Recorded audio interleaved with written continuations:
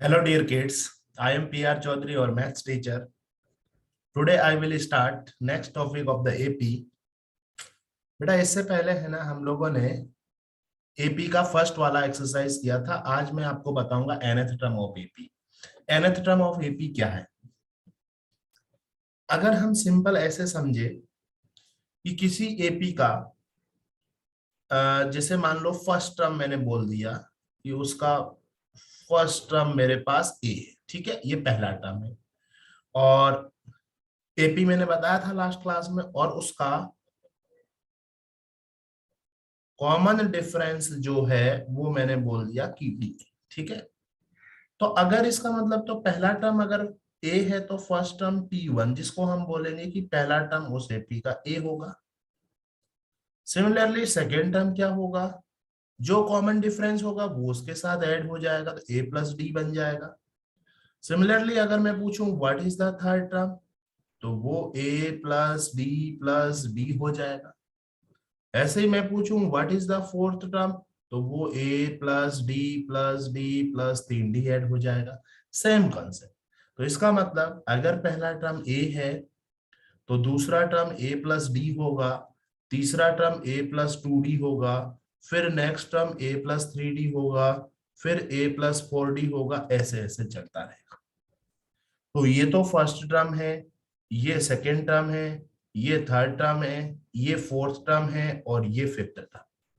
इसका मतलब एक चीज हमें यहां से दिख रही है बच्चों कि अगर मैं फिफ्थ टर्म की बात करूं तो a+4d लिखा हुआ है, थर्ड टर्म में a+3d लिखा हुआ है। सेम लॉजिक से अगर मैं बात करूं what is the tenth term, तो a+9d होना चाहिए, एक कम। Similarly if I will ask you what is the 100th term, तो इसमें a+99d होना चाहिए। तो ऐसे ही आप लोग मुझे बताइए what is the nth term. तो भाई जो nth टर्म होगा वो a प्लस डी का कोफिशिएंट एक कम होगा तो n-1d। कुछ भी नहीं याद करना यार, जो nth टर्म होगा वो a plus n-1 into D, this is the nth term. ठीक है, ये हो गया हमारा nth टर्म। तो ये आपका nth टर्म का फॉर्मूला है, you can memorise, where d is the common difference, a is the first term. ठीक है, ये a है। और क्या है बेटा, इसको लास्ट टर्म भी बोलते हैं जिससे l से डिनोट किया जाता है, ठीक है। अच्छा, nth टर्म को हम एपी के लीनियर कॉम्बिनेशन में भी लिख सकते हैं। एक लॉजिकली चीज मैं बता देता हूं बच्चों, जैसे मान लो एपी का nth टर्म को, जैसे एपी के nth टर्म को an या फिर tn कोई भी सिंबल यूज कर सकते हो एज यू विश। तो एपी का nth term an equal to a plus n-1 into D. मैंने इसको ऐसे लिख दिया n इंटू डी, तो dn plus a minus D. अब मैंने बोला ये कांस्टेंट है, कैपिटल ए बोल दिया, और ये कांस्टेंट है, कैपिटल डी बोल दिया। Now this is the linear in N, linear in N where A and B are constant. इसका क्या मतलब हुआ? इसका मतलब अभी आगे बताऊंगा, बहुत इंटरेस्टिंग चीज है। कैसे? जैसे अगर मुझे बोल दिया है ना कि 7n-2 ये एपी का nth टर्म है, तो मैं बोलूंगा yes, this is the nth term of AP because this is linear in the n। If I will put n equal to 1, अगर मैं n को 1 रखूंगा तो फर्स्ट टर्म आएगी, तो 7-2 कितना आएगा? 5। अगर मैं n को 2 रखूंगा तो 7-2 = 14-2 कितना होगा? 12। अगर मैं n को 3 रखूंगा, 7-3 = 21 - 2 कितना होगा? 19। तो 7-5 = 12, 12-7-19। ठीक है, एपी एक एपी बन रही है। तो दिस इज इंपॉर्टेंट, इसको हम बहुत शॉर्टकट भी यूज करेंगे। अब आते हैं बेटा सीधा एक्सरसाइज में। ए दिया, डी दिया, एन दिया, ए एन निकालना, फॉर्मूले में पुट कर दो अभी जो पढ़ाया है ना। A N equal to A plus n-1 into D.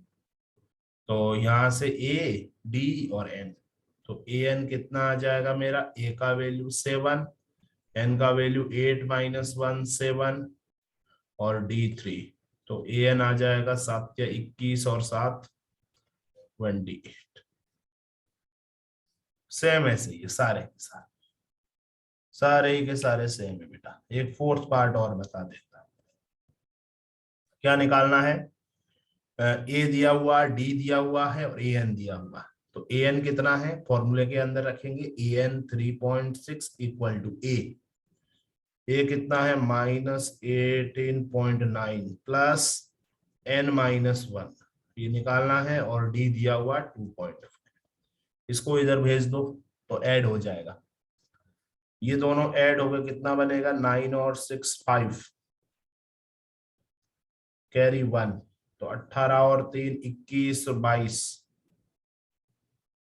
22.5, 2.5 इधर डिवाइड में आ जाएगा इक्वल टू n-1। तो दिस एम्प्लाइज दैट पॉइंट से पॉइंट 25 कितनी बार जाएगा, 4 5, 24 8 जा 9, तो ये आ गया n-1 इक्वल टू 9, तो n आ गया मेरा 10। ठीक है, इसका मतलब यहाँ n10 आ जाएगा। और बहुत इजी, इसमें आते हैं सेकेंड वाला। Choose the correct choice of the following and justify 13th term of the AP. बेटा ये जैसे पहला एपी है ना, इस एपी में सेकंड वाले में आप देखो, इसका फर्स्ट टर्म कितना है, ए मेरा 10 है और डी कितना है, यहाँ डिफरेंस डिक्रीज हो रही है ना, 10 से 3 कम, 3 से 4, फिर -3 हो रहा है ना, तो डी नेगेटिव होता है। जब भी डिक्रीजिंग एपी आएगी ना, उस केस में डी हमारा नेगेटिव होगा। तो यहाँ डी नेगेटिव है, तो A10 आ गया, डी ये आ गया, तो निकालना क्या है 13th टर्म, तो इसका मतलब मेरा n30 है। अब फॉर्मूला क्या होता है, A N equal to A plus n-1 into D.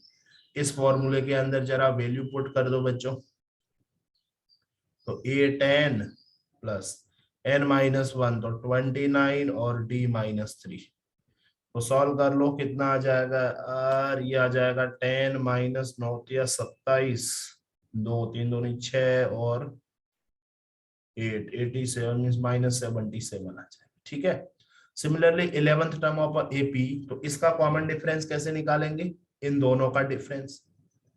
मतलब हमेशा हम क्या करते हैं ना, इसमें से इसको सब्ट्रैक्ट करते हैं, तो -1/2 में से -1/2 में से -3 को सब्ट्रैक्ट करोगे तो ये +3 हो जाएगा। तो 3 2 जा 6,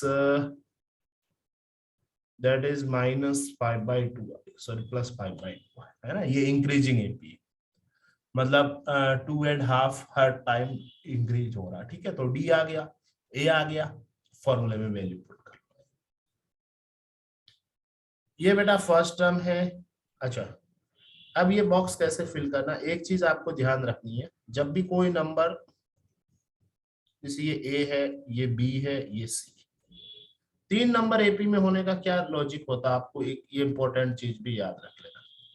अगर if A B C are in AP, it means 2 times of B equal to A plus C, है ना, मिडिल का twice equal to sum of extreme, या फिर मिडल निकालनी है तो इन दोनों का सम डिवाइड बाय 2। 26 प्लस 2 कितना होता है 28, 28 का हाफ कितना होगा 14, है ना।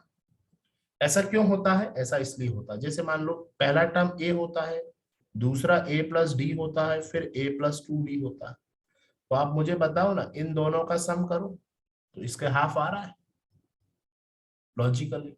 ऐसे नहीं करना चाहो तो और अप्रोच यूज कर लो आप बेटा, जो आपको अच्छा लगे, है ना, जो आपको अच्छा लगे यू कैन अप्लाई हेयर। जैसे मान लो इसको ए मान लिया, तो यहाँ पे ए का वैल्यू 2 है, और ये फर्स्ट टर्म है, ये सेकेंड है, ये थर्ड टर्म है, तो थर्ड टर्म क्या होता है ए प्लस 2 डी, और वो कितना 26, तो ए का वैल्यू 2 इसमें पुट करो, तो 2 प्लस 2 डी इज 26, तो डी आ जाएगा, ये आ जाएगा 24 डिवाइड बाई 2 दैट इज 12, तो 2 + 12 14।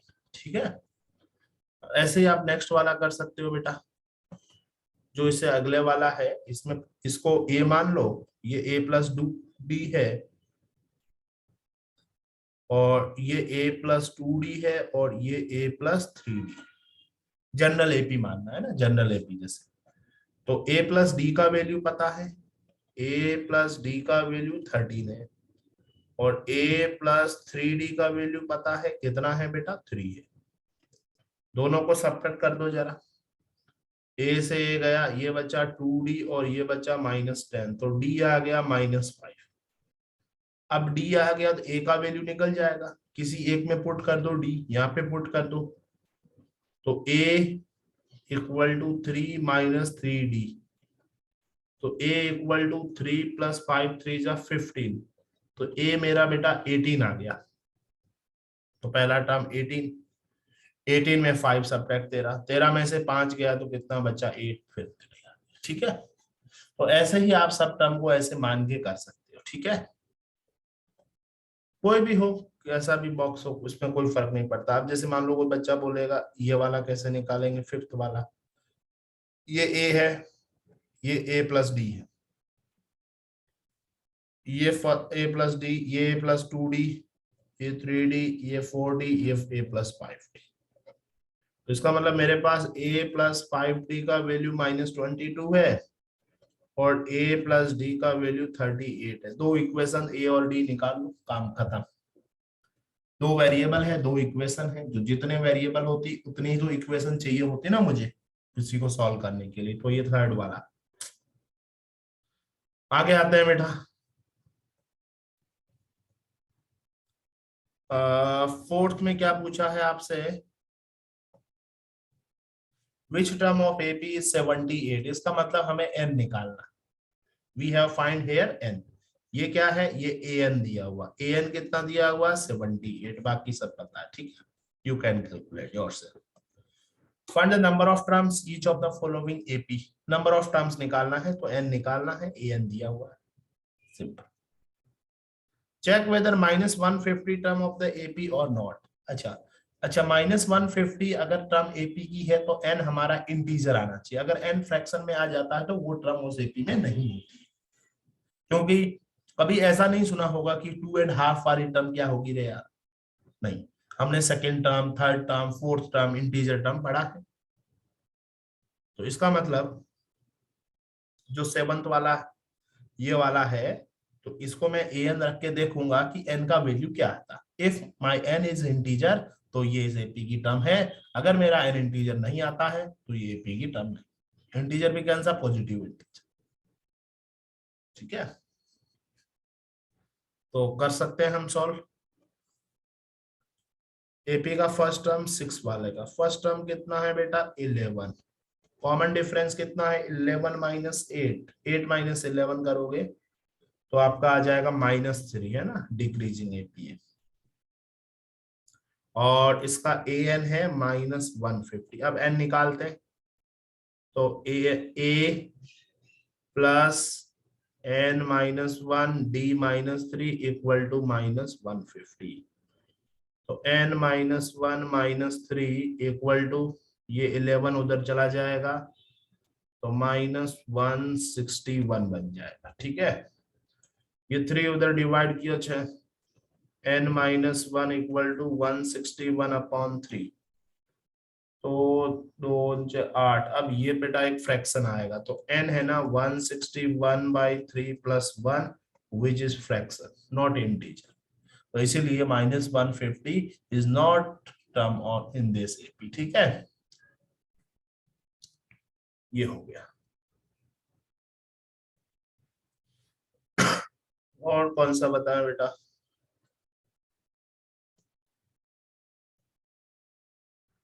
Seventh, the 31st term of AP whose 11th term is 38 and, मतलब हमें क्या करना, 31st टर्म फाइंड करना। 11th टर्म 38 है।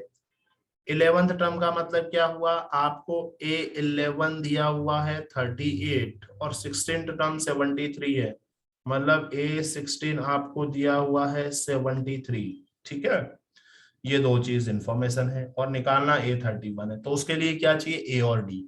तो a और d में दो वेरिएबल बना सकते हैं। a11 का मतलब होता है a+10d, अभी बताया था, और वो 38 है, तो इक्वेशन नंबर 1। 16 का मतलब होता है बेटा a+15d, है ना, तो a प्लस 15d 73 है, दिस इज इक्वेशन नंबर 2। इन दोनों को कोई भी मेथड लगा लो, एलिमिनेशन, सब्स्टिट्यूशन, जो आपको अच्छा लगे, जो आपको पसंद आए, और वहां से दोनों का सब्ट्रैक्ट कर दो। तो इस दोनों को सब्ट्रैक्ट कर दो तो a कैंसिल हो जाएगा, -5d, 8 - 3 5, 3 - 7 कितना होगा, 4 माइनस का, तो ये आ जाएगा d विल बी 9। अब d का वैल्यू इसमें पुट कर लो, यू विल गेट a। अगर a और d आ गया तो कौन सा टर्म चाहिए, 31, 31st। तो 31st टर्म क्या होता है बेटा, a plus 30d, a plus 30d। आसान। आगे आते हैं, third and ninth term same ऐसा ही। Which term of AP is 0, तो ए और डी निकाल लो, फिर nth टर्म को 0 कर लो और सॉल्व कर लेना। चलो आज 10 क्वेश्चन करवा ही देता हूँ, 9th करवा देता हूँ, है ना। थर्ड एंड नाइन्थ टर्म दिया हुआ, ठीक है। तो 9th में बेटा थर्ड टर्म का मतलब क्या हुआ, a प्लस 2d, वो कितना दिया हुआ है आपको, 4। और कौन सा दिया, 9th टर्म, 9th टर्म का मतलब हुआ a प्लस 8p, और वो कितना दिया, -8। दो इक्वेशन, सबसे पहला काम इन दोनों को सॉल्व करना होता, कोई भी मेथड लगा लो, मैं सब्ट्रैक्ट कर देता हूँ। तो a से a कैंसिल, -6d, और ये आ गया +12। तो d का वैल्यू आया -2। अब d का वैल्यू बड़े प्यार से यहाँ रख देंगे, तो a आ जाएगा 2 2 जा -4 इक्वल टू 4, तो a आ गया 8। तो d -2 a 8। चलो a और d काम खत्म। विच टर्म ऑफ एपी इज 0, कौन सी टर्म एपी की 0 होगी, तो इसका मतलब nth टर्म 0 मान लेते हैं। तो हमने क्या किया, an को 0 पुट कर दिया, वहां से हमारा n आ जाएगा। a और d हमने अभी निकाल लिया, ठीक है। a 8 है और d, तो an इक्वल टू फॉर्मूला यही, a plus n minus 1 into D. तो an 0, a कितना 8, n कितना है बेटा यहाँ पे, n निकालना है, तो n -1, और d कितना है हमारा, d -2। 8 उधर गया तो -8, d इधर आया तो -2 इक्वल टू n -1, ये आ गया 4 इक्वल टू n -1, तो n का वैल्यू 5 आ गया। तो फिफ्थ टर्म इज द 0, ठीक है। तो ये हो गया।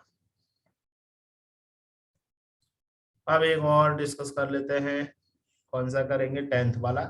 बाकी के 10 क्वेश्चन अगली क्लास में करूंगा। The 17th term of the AP exceeding 10th term by 7, find the common difference। Okay, मतलब क्या पूछा बेटा, 17th term of the AP exceeds by the 10th term is 7, मतलब जो 17th टर्म है ना, वो 10th टर्म से कितनी ज्यादा है, 7। तो सबसे पहले इस क्वेश्चन को आप लैंग्वेज में लिखो, फाइंड द कॉमन डिफरेंस हमें निकालना है। तो जो D17 है वो उसकी 10th टर्म से कितनी ज्यादा है, 7, ठीक है। 17th टर्म है, वो उसकी 10th टर्म से, 17th term of AP exceeds 10th term by 7, ठीक है, उसकी 10th टर्म से ये 7 ज्यादा है। चलो अब अगर 17 का मतलब होता है a प्लस 16d, 10th का मतलब होता है a प्लस 9d, और ये आ गया +7। a से a कैंसिल, ये इधर आ गया, तो 16d minus 9d equal to 7, कितना होता है डिफरेंस बेटा, 7d। तो हमारा d आ गया, ये मतलब जैसे जैसे उसने बोला है मैंने उसको स्टेटमेंट में लिख दिया और आंसर में दिया, ठीक है। तो ये हो गया बेटा। बाकी के जो अगले क्वेश्चन है आप करके लाना। तब तक के लिए एक होमवर्क दे देता हूं आपको। pth term of AP is Q and qth term is find t of P plus qth term, ठीक है। ये नहीं तो हम अगली क्लास में डिस्कस करते हैं, ठीक है। ये करना बहुत सिंपल है, एपी में कुछ नहीं। बाय बाय, ऐस करो।